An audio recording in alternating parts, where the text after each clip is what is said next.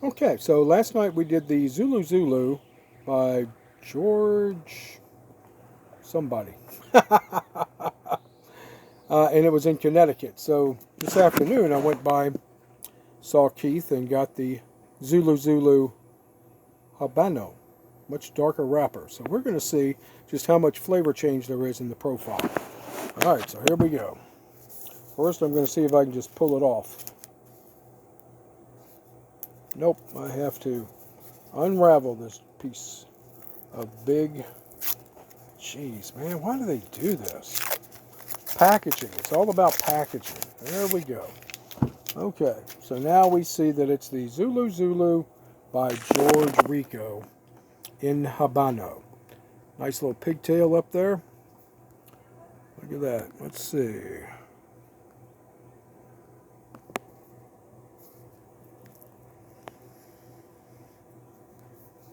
Some mustiness.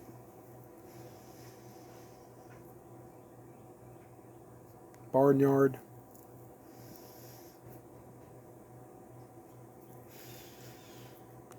That's about all I get. All right, let's cut it, see what happens. Tonight I'm using a V-notch simply because I don't know where the rest of my cutters are. And we got that one cut pretty nicely without having to worry about the wrapper. Okay, so let's toast it up and fire it up.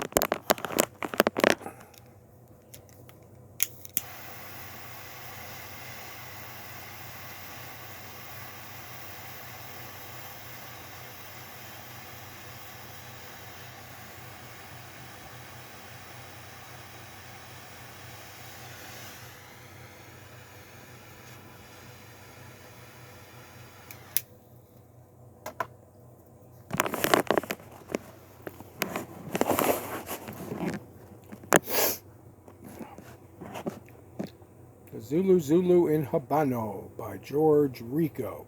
Never heard of this guy.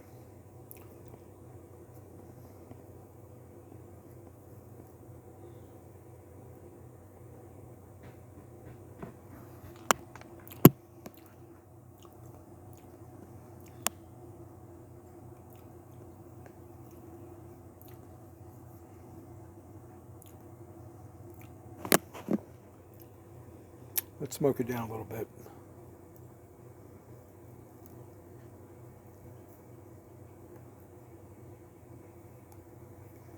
Plenty of smoke output. What the hell am I getting? Well, when you can't figure it the fuck out, what do? Cleanse the palate. Yeah. Goose Island IPA. Good beer out of Chicago and a couple other places. Nice creamy head. This should have a grapefruit taste to it.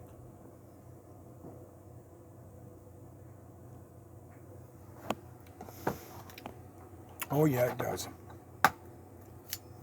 That's good. That, my friend, is the 507th Regimental Mascot. Um, 507th runs the jump school, airborne department here at Fort Benning. All right, let's try this damn cigar again.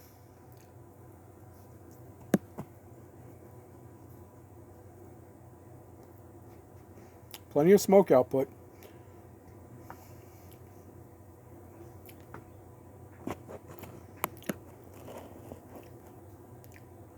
Just having a hard time picking up anything that's distinguishable.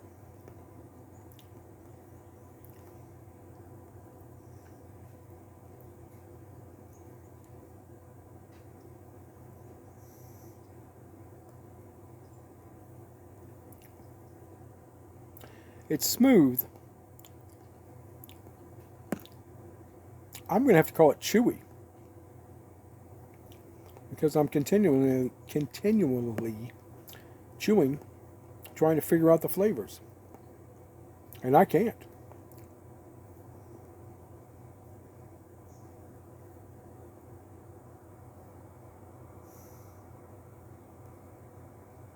There is no spice. Pepper, no pepper. But there is a lingering on my lips coming from the wrapper, which is quite oily, if you can see this.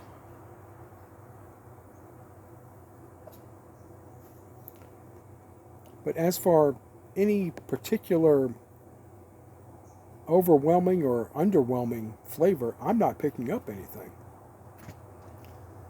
You're wondering about the what? Hmm?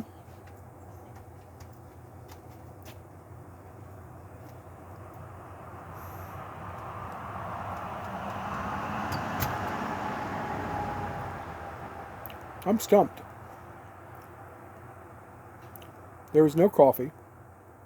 There's no espresso. Nothing I would call a rich earth.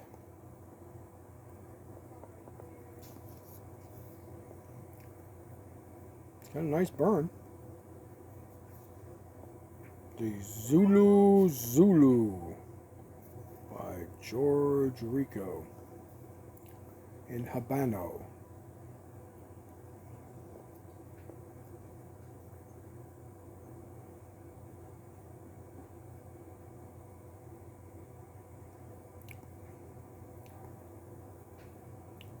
I can't figure it out. I really cannot figure it out. Do I like it? Not as much as the Connecticut, that's for sure. That's interesting. All right, because I can't get anything, because I can't figure it out, that's my fuck up, not the cigars. There are oils pouring off that wrapper. It's slick on the mouth, and don't say anything, assholes. It's not what I'm implying.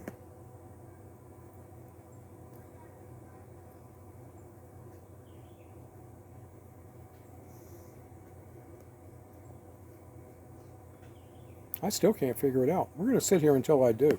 We're 7 minutes and 20 seconds in. Smoked it maybe 3/4 of an inch. Let's try and cleanse the palate. 507th.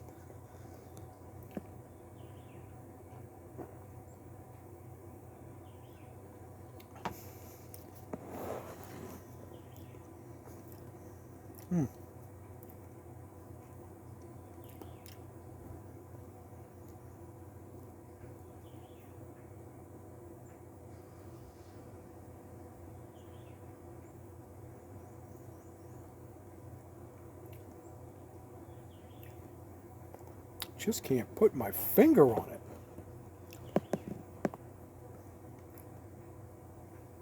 I will say that I prefer the Connecticut. I gave the Connecticut a 5. I'm giving this a 3. Because I can't figure the fuck out. The fuck out.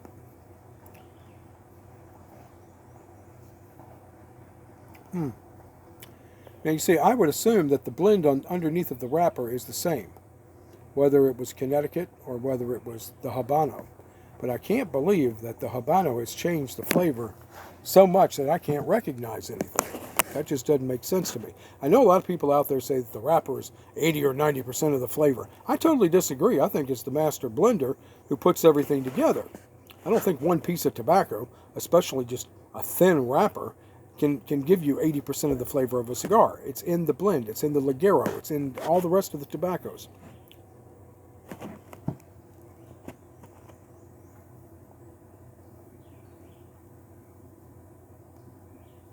It's got a generous smoke output.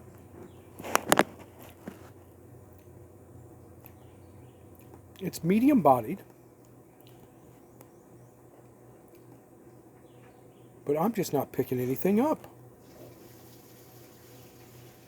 That is so unusual. Just cannot pick it up. Maybe a little oak.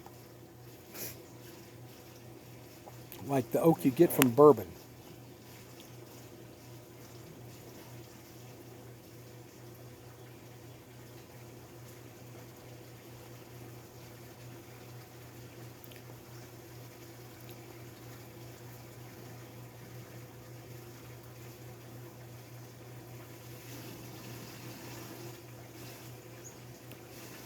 finish is still going. I just don't know how to describe it to you. Baffling.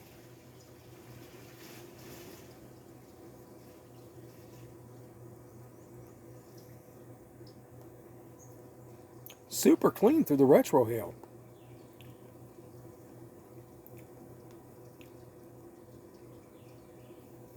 I keep looking at this cigar, waiting for it to tell me something.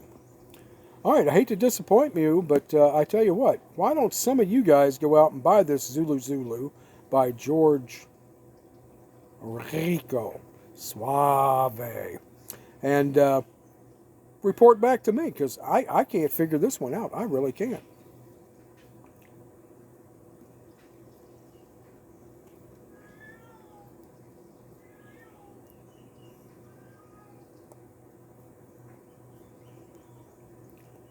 All right, I'm going to sit here and smoke this.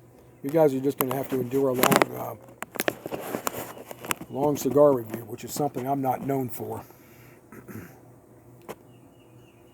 Which means I may have to get some more beer.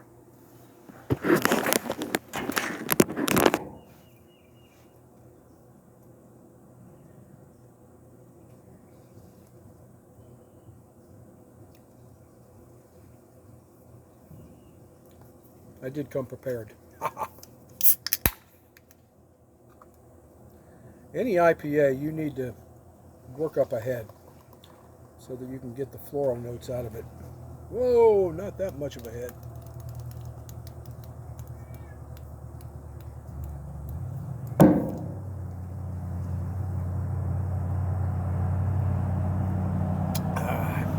But then I do like good head. All right, don't go there.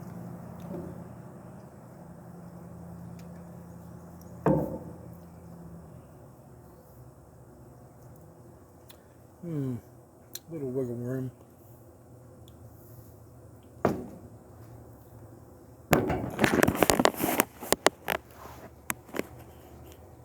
All right, I'm going to go ahead and tap the ash. Let's take a look at the cherry.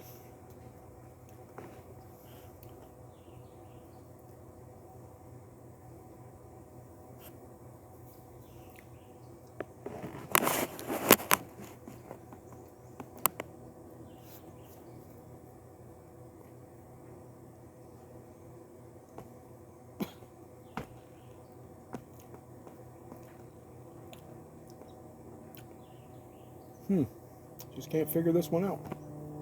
Really.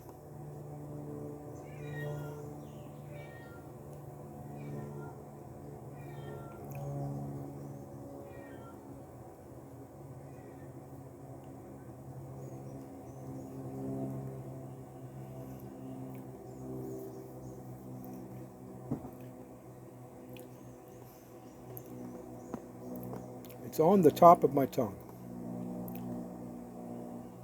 and slick around the lips. I guess that's from the oils in that wrapper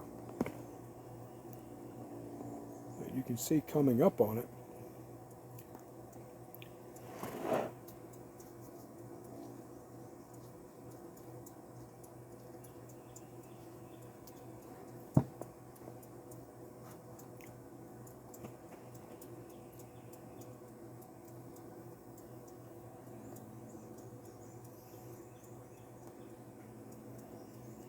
It is very clean on the retrohale. I mean, I'm not picking any of the nuances up.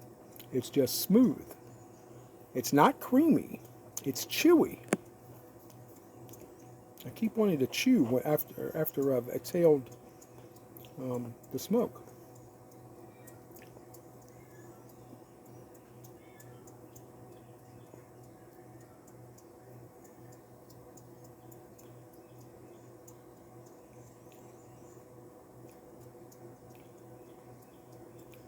Guys, I apologize. I mean, my palate's not the most astute, but you know, I can get some flavors out of most cigars that a lot of people can't. But this one is just got me baffled. It's good. But the Connecticut was so creamy and mild and easy. Nutty. And this has none of that. I mean, it's smooth, but I wouldn't call it mild.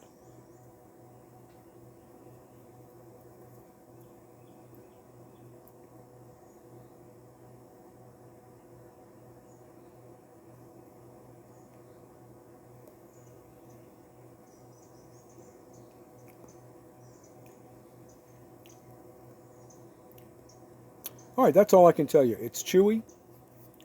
It's slick with oil on that wrapper. But I am unable to discern anything about the flavors. I'm baffled. It's good, but I would go with the Connecticut. Okay, that's it. 3 out of 5. Tell me what you think. Go out and find one of these. I want to say they're $8 to $9. Okay, Curry, good night.